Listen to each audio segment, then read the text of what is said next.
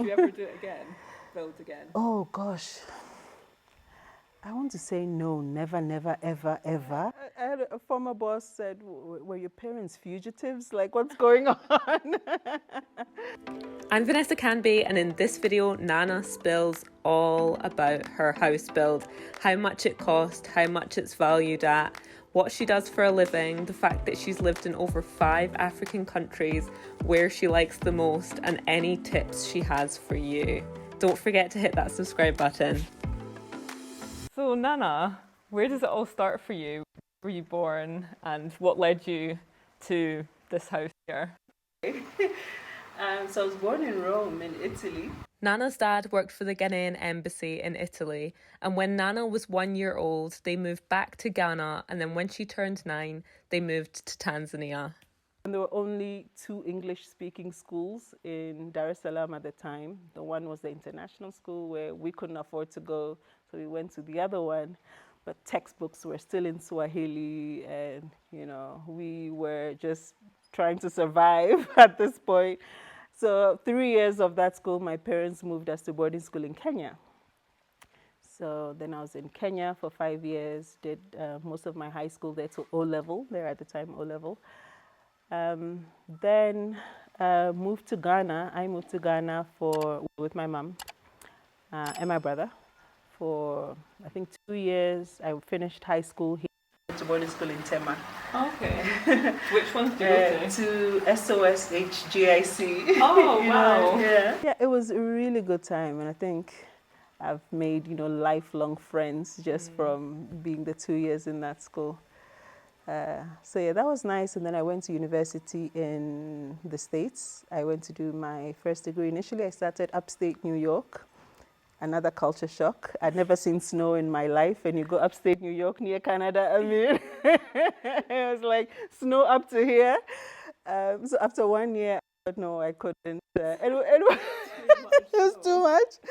And also small communities. It's somewhere, a small town between Buffalo and Rochester. It's really weird. I think 4 Africans in this university, super Christian university, I believe Wesleyan, which has its own form of Christianity, like you're not allowed to dance or anything like that. Yeah. So you have to go to chapel 3 times a week. Yeah, so 1 year, and I said, okay, this was good, but I will find a different college experience. So I moved to Washington, D.C. Really nice. Lived life a little bit like you're supposed to as a college student. So finished there, and then went to the UK to do a master's, only because in the UK a master's is for 1 year as opposed to 2 years. That's the only reason I went to the UK. And yeah, then You've literally had so many experiences, like lived in so many different countries. And around, yeah. I had a former boss said, were your parents fugitives? Like, what's going on?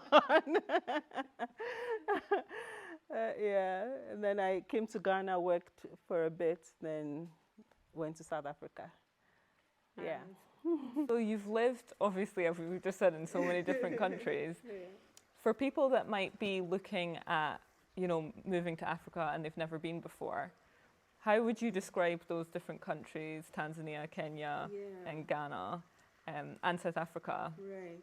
I mean, and the thing is, they've really changed now from, Tanzania. The Tanzania I knew then, 80s, 90s, it's not the Tanzania now.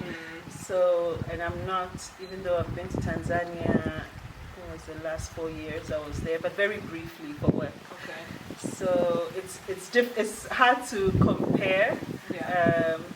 But I just think, in general, if you've never been to Africa, you want sort of a lighter landing.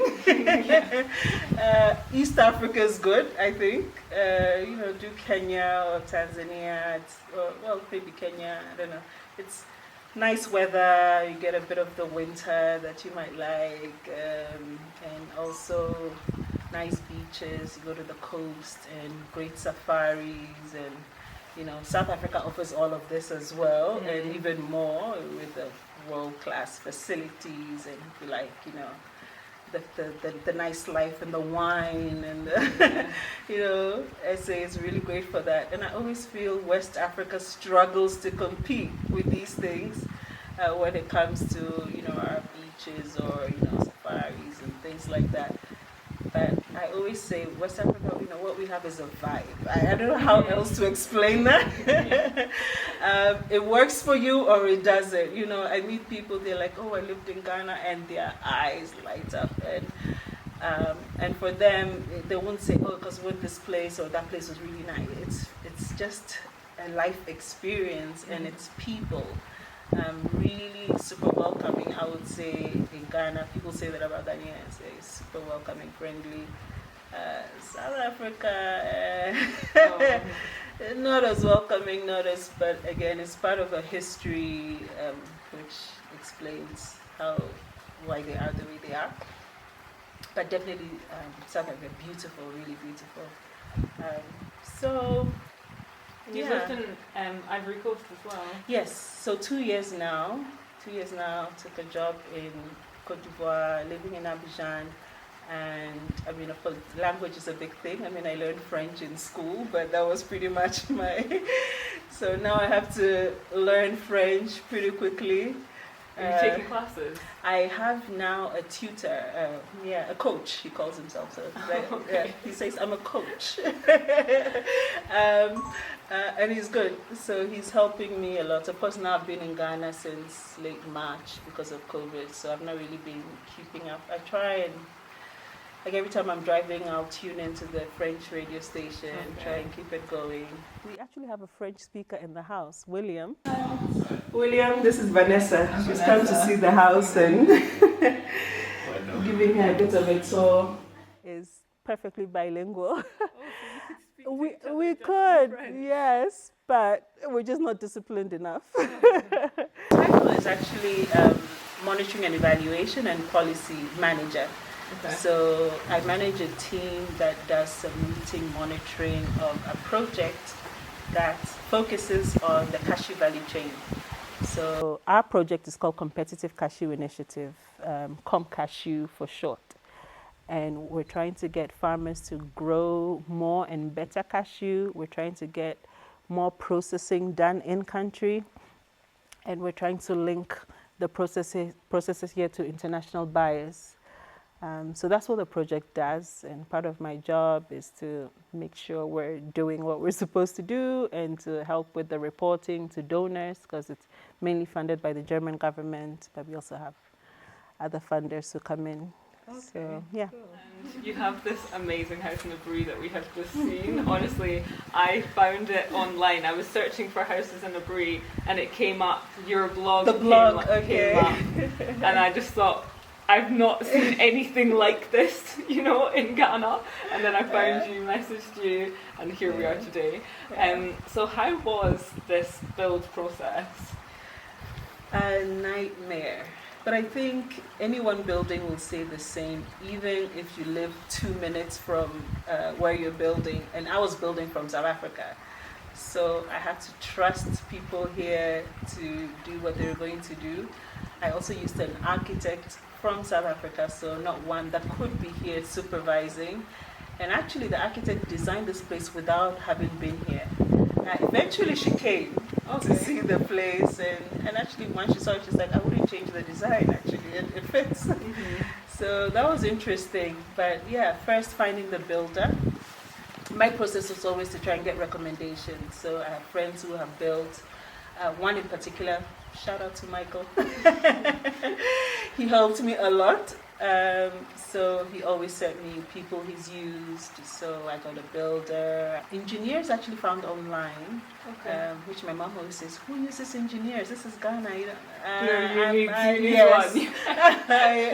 I feel like those houses that are on the edge of the cliff, I don't think they were using an engineer. No, it's just a matter of time. Yeah, literally. The builder I used was good up to a point, but I think he got comfortable and he thought, well, she's trusting me now, so now I can do funny things with the money.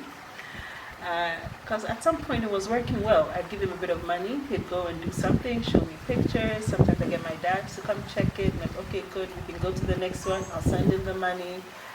Up until we got to the roofing, it's also a big expenditure with the roofing. And I sent him all the money for the roofing. And for a year, he lied to me and said, no, I've got it, I paid for it, but we just need to do this first, and I need to get this, and bottom line, he never bought it, and just run off with the money. And I think for a year, I didn't continue with the project. I was just traumatized. Demoralized, yeah. Oh, so I'm like, it's going to.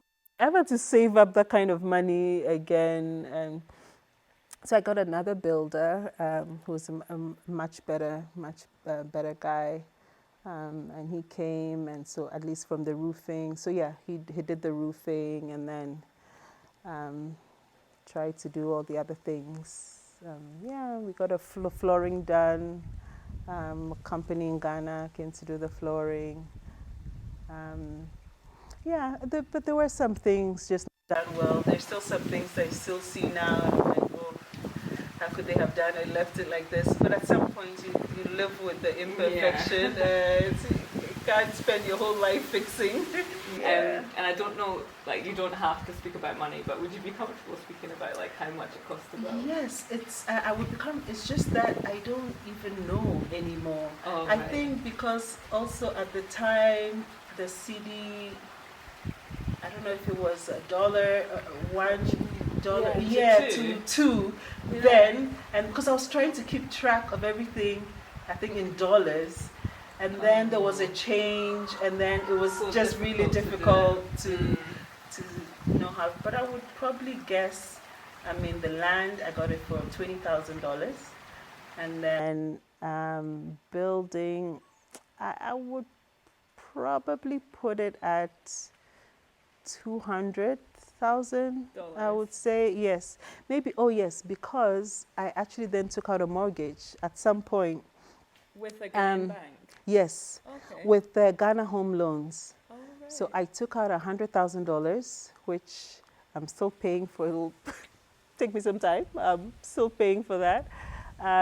So yeah, if I add that, I probably, let's say, spend 100 or 150,000 of my own money, and then maybe another 100,000 from the bank. Okay. Yeah. I mean, for this house, So pretty good. What do you yeah, think? but my mom always like, I could have done this for half. Oh, Yeah, because I was kind of maybe formal about how I went about things, and I would want to sign contracts with people to do certain things, and I was trying to get things done properly. Yeah, so, and of course I was taking advantage of. I mean, I'm far away, and to be honest, I don't know all that much about building. I mean, if they tell me, oh, you need to have this, or your house will fall apart, I will just, okay. Okay. If I can't find Google to tell me anything different, I'll just trust you. And yeah, but I'm sure that your house is worth way more than, the money that Then- you spent to build it. yeah, they valued it at some, because the bank will do a valuation. They want to know, if I default, how much can they sell this house for? And so they send you a report. I think it's just under $500,000. Amazing. Yeah. So I don't know. Would you ever do it again? Build again? Oh gosh, I want to say no, never, never, ever, ever. Never know. I feel like I've learned now a few things. Maybe it won't be as painful as before, but I actually don't really at this point have ambitions to have another property. and how long did it take from when you started to when you finished building? That's the thing. When is it finished? I don't even. Oh, you feel like it's not finished? No. Okay, But so it's to this livable. stage, yeah. Okay, so I started in 2013, and I moved in 2018. Okay. At the time, yeah, it wasn't painted. It was livable. It had water and electricity and flooring and windows. Okay. So, What advice would you give to anybody looking to build here? Wow. I mean, do it. It just seems like impossible and it's frustrating, and it will be, but we have so much joy just being here and just seeing my son. I mean, I think when I was designing it, I didn't have kids at that point, but I told the architect, I'm going to have kids, plan for them, know where they will play. Yeah, she designed this place with even slides, but we didn't put the slides, just going down. I just had in mind even my nephews coming around, and this will be the place that they come. So it's just really it. Especially if you have some connection to Ghana, have a base here. I think it's just really nice to have that, and this is a good time. Like you said, it appreciates and unlike in South Africa, if you buy land, you have a limited amount of time to build. Here, you can take your time. So that's the advantage. Yeah. Great, thanks so much. Really appreciate it. A pleasure. Please do hit that subscribe button and check out my Ghana playlist to find more videos in Ghana. See you soon.